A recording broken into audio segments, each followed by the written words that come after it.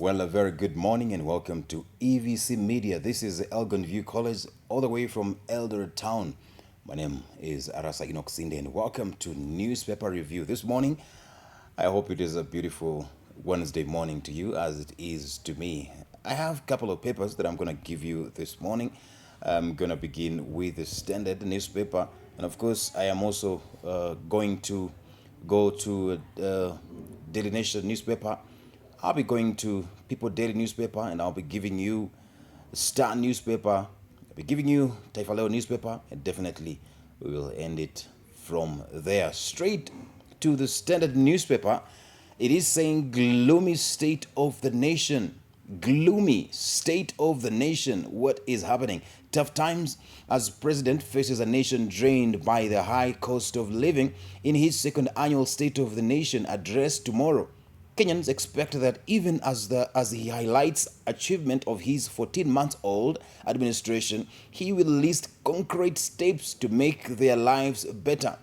Page 2 all the way to page 3. So much is happening. And on a cost of living, rising cost of spook Kenyans to a point of despair, even as they hope that the bombers' talks will craft new measures to ease the economic suffering.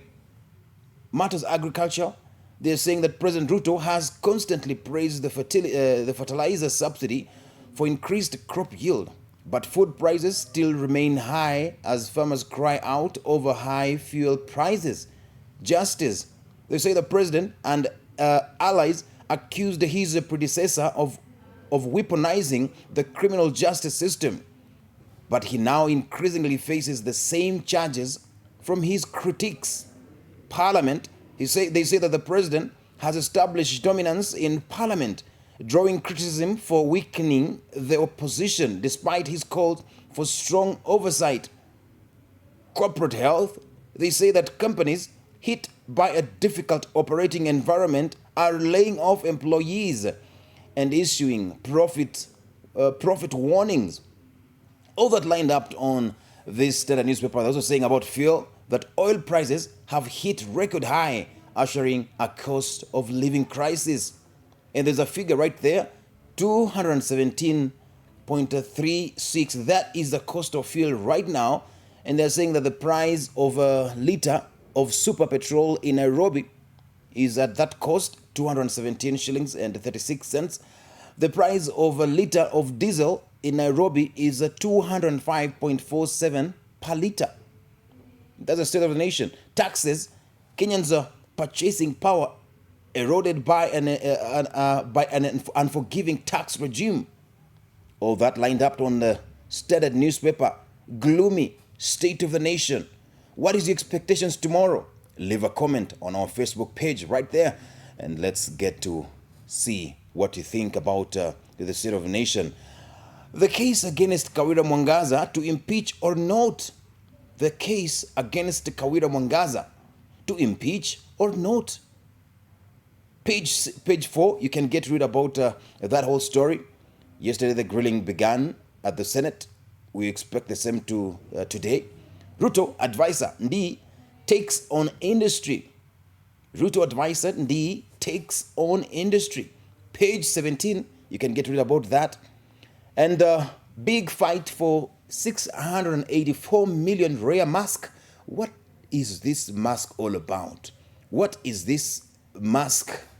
If you can look there, there's a picture. There's a very, I don't know whether I can say it's a funny picture, can say it's a very unique picture right there, but it's saying that big fight for 684 million rare mask. Page 19. That whole story is written up right there. And Matters Sports, Arsenal seek to fire back. Page 32. You can read about that story. And let's finish with on this paper. US-based man fights with wife over child. US-based man fights with wife over child. Page 6. What is this fight all about? The kid? What about the kid? Is the problem splitting the kid? I guess they need the wisdom that Solomon used to split the kid into two and have both halves. Anyway, you can read about that story on page number 8. Why schools head want extra cash? Why is it that school heads want extra cash? What for? Page 5. You can read about that story. Fights and theft rule Kenyans a crime world. Page number 6, you can read about that. By the way, I forgot to mention about this on the same matter, gloomy state of the nation. Of course, you can see the picture of the president right there. The picture speaks 1,000 words. You can see he's not looking so happy. He's also gloomy. I guess that's the intention of the picture. But they're saying that matters shillings, Kenya currency weakens to new lows against the dollar. 151.26. That is the official exchange rate to the US dollar according to the Central Bank of Kenya. My goodness, my goodness. Get rid about that and so much more on this standard newspaper this morning. Let's move straight to Daily Nation. In Daily Nation this morning, the headline, the big headline right here is Kenya Kwanza MPs plead to Ruto on fuel. What about it?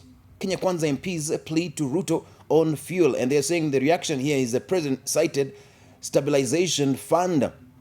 And they're saying that I'll read that again. President cites stabilization fund, tells lawmakers they need to be popular at the right time. And I'm going to quote this on page 4 all the way to page 5. They're saying growing hostility. Some Kenya Kwanza MPs yesterday pleaded with President William Ruto to reintroduce the fuel subsidy program, lamenting that their constituents are increasingly becoming hostile to them because of the high pump prices as well as additional taxes. A section of ruling party legislators were also said to have spoken out against the planned deployment of Kenya police officers on a UN peace mission in Haiti. The same story is highlighted on page 4 all the way to page 5. That's the Kenya Kwanza MP's plea to Ruto on matters fuel. Tough times forces retirees back to work.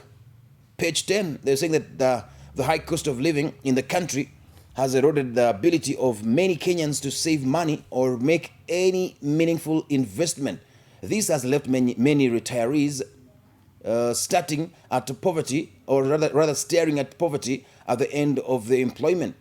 It also means that elderly people will continue to work in order to afford their basic needs. This also calls into questions that the adequacy of pension scheme payout in the country. Page 10, you can read about that and so much more. Matters football on the Daily Nation. Football, they're saying that what's gone wrong for Eric Ten Hag at mighty Manchester United. Manchester United are in desperate need of a win at FC Copenhagen in the Champions League today as they battle to avoid an embarrassing group stage exit. Page 5, you can read about that story. Also something else about the parenting, and you can read that parenting while grieving. Here is how I did it. If you're a parent and you're grieving, and you'd like to know how other people did it and how they made it through, you can read that same Daily Nation paper. It's written in it. Right there, CBC system still needs some adjustment, says the primary school heads as a warn of crisis. Page number 12, you can see the whole picture right there. Must be of stakeholders. They're saying that CBC system still needs some adjustment, says the primary school heads as a warn of crisis. That's Daily Nation. You can get rid of all that story and so much more. Let's move on to People Daily. And on People Daily this morning, they're saying that Ruto MPs cry out over high prices. And the reality check, Kenya Kwanza leaders confront President over biting economic times, saying the matter is fomenting hostility among their supporters. But head of state maintains there was no reason for panic. Page 4, you can see the picture right there. I can see that is Sabina Chege, the president, and I can see Muhammad Ali and a few other leaders right there in the conversation. You can guess it's about economy. Well, let's move on. That's page 4. You can read about that and so much more. Kawira on the cross for second round. What happened? Page 2. You can read about Kawira.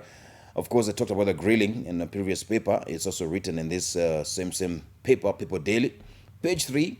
Court grants further custody of an infant. Court grants further custody of an infant. Can get rid about that story also on page 3. This is People Daily. Let's finish up with this on this paper. Kenyans devise new survival tactics.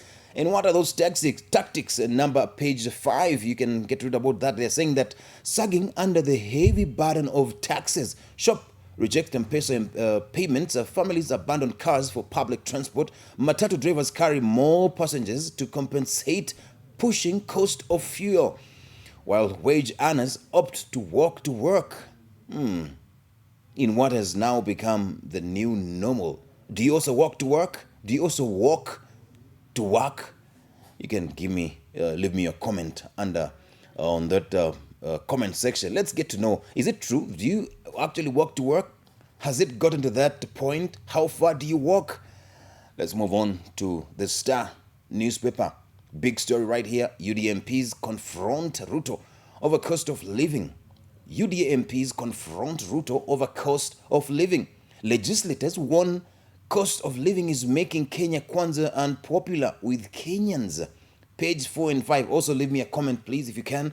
Let me know if it's true that UDA MPs, or rather legislators, are getting, especially legislators on the Kenya Kwanza side, are they getting more unpopular because of the high cost of living? What's your thought? You can leave me a comment about that story. And that's the biggest story on Star this morning.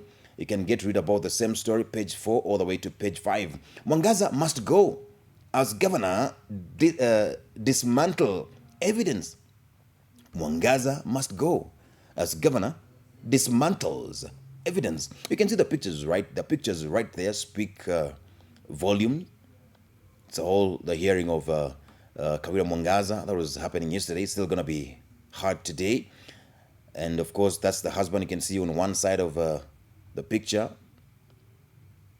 And the rest, the lawyers, and of course, the hearing.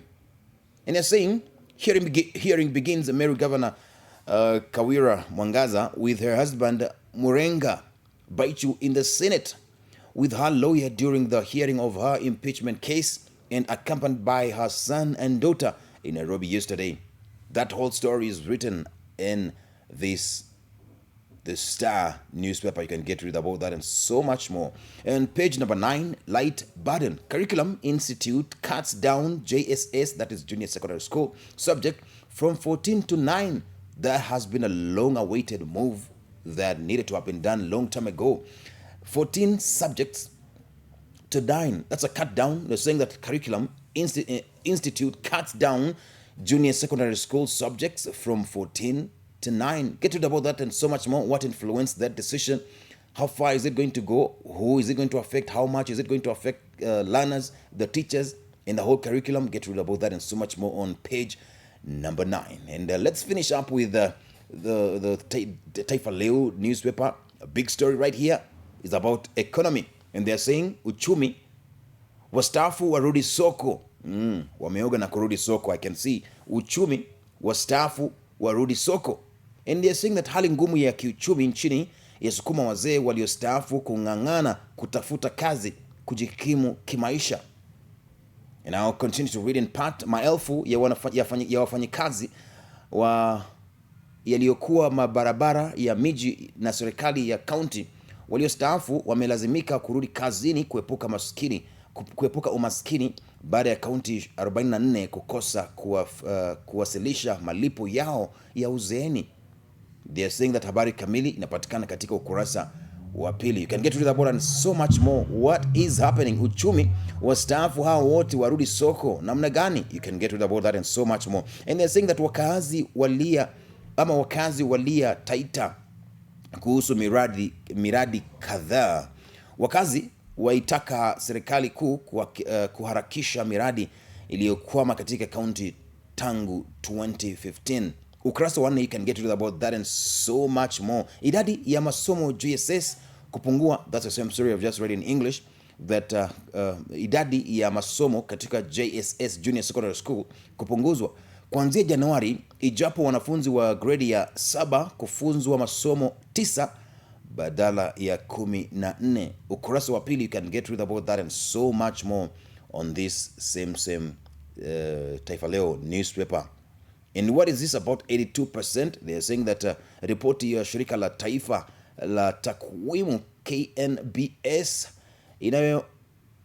inaonyesha kuwa watu 700,000 kati ya watu 800,000 walio na umri wa zaidi ya miaka 60 walikuwa wakifanya kazi kufikia Disemba mwaka gani huu?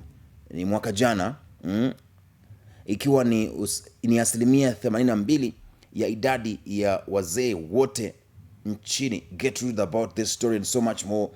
Of course, the same story that touches on uchumi about wastaafu kurudi soko. Let's finish up with this. Page 16. They are saying mwangaza ataponea au atazama wakati huu.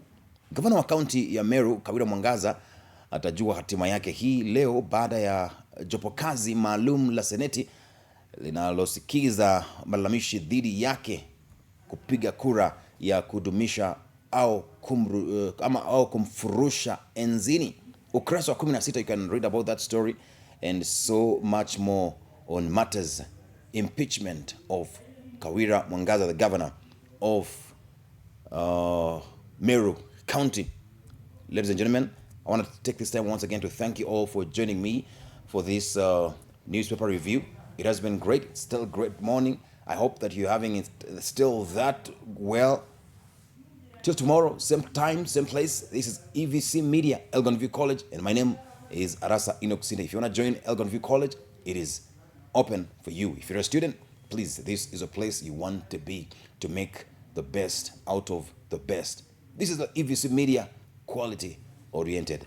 Till tomorrow, I want to wish you a very good day and bye-bye from me.